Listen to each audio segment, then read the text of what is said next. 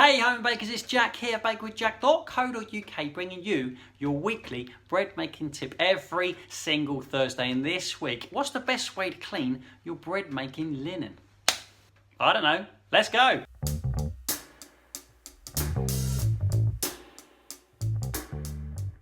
Hey you guys, welcome back to the Bake with Jack YouTube channel where I share a bread making tip with you every single Thursday. But I'm sure you know that unless you're new, in which case consider subscribing. This is your cup of tea. Now today I want to talk about washing your bread making linen, and to be clear, what I'm talking about is the cloths that you use to cover your bread dough, like this wonderful Bake with Jack cloth, and these little hats that come inside your bannetons, these little liners, little clothy hats that come inside your banneton baskets. Now, as I mentioned a while ago, I like to keep my bread making linen separate. I've got my own special separate linen for my bread making, keep them away from my tea towels and stuff like that, because I don't want to bring any sort of soapy fragrance to my dough or my bread. Bread dough is a natural, beautiful, pure and wonderful thing, and you know what isn't? Laundry powder, washing liquid, fabric softener or non-biological aerial 3-in-1 washing pod capsules. You know what I mean? To wash my proving cloths in these highly perfumed chemicals and then drape them over my bread or lovingly prepared bread dough while it's sleeping like a baby in its banneton basket just seems like the wrong thing to do. And you know what? I found out the hard way. Way back in the olden days, I was making a focaccia. For a demonstration, I was doing it at a food festival, and I was a little bit worried the top was going to be a bit too crispy. So when it came out of the oven, I draped a nice cloth over the top to help it retain some of the moisture, ensuring a soft crust.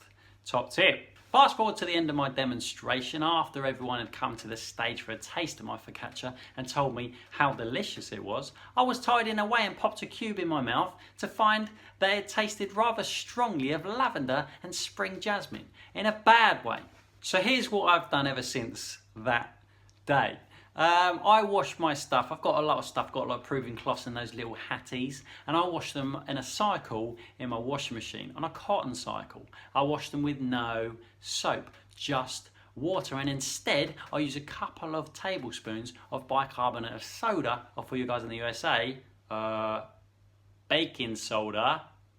What am I even doing? And the bicarb / baking soda acts, without getting too scientific about it because I really don't know, a little bit like a fabric softener to make sure nothing comes out too crispy. Now, if you're a casual home baker at home, baking at home, you've probably only got a few things like a few cloths, or maybe a couple of hats and 4 cloths, or a couple of cloths or something like that that you keep for your baking. And in that instance, there's no point putting a whole wash on in your washing machine, so just hand wash. Shake out all the flour, otherwise you get these little dough balls, like little balls of gluten stuck onto the side of your cloth that ain't never going to come off. So shake out all the flour first, fill your sink with warm water, hand wash it in warm water. Get rid of all the water, fill it back up again, and do your own little special hand wash rinse cycle with a little bit of bicarb in it. Then squeeze it out, drain it, and then put it out on the line to dry, and it should be absolutely wonderful and fine, ready for the next round, fragrance free. That's what I would do with my bread making linen. That's what I do with my bread making linen. And in a quick flick through these videos, I said hats a lot of the time, and I'm not sure at the beginning if I was clear what I was talking about. Cloths and the liners that come with your banneton basket. They look like little hats to me, although I don't wear hats. I'm not washing hats. The hats that I'm referring to are the liners for the banneton baskets. Anyway, listen, thank you very much for hanging out with me every single week. I try and bring you something useful to do with your bread making at home every single week.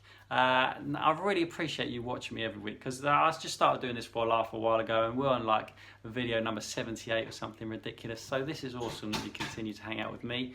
Thank you very much for being here every single week. If you want to help me out, just click buttons, thumbs up, subscribe button, and the notification bell if you're super keen. I'll look forward to seeing you next week for another bread making tip. Bye-bye.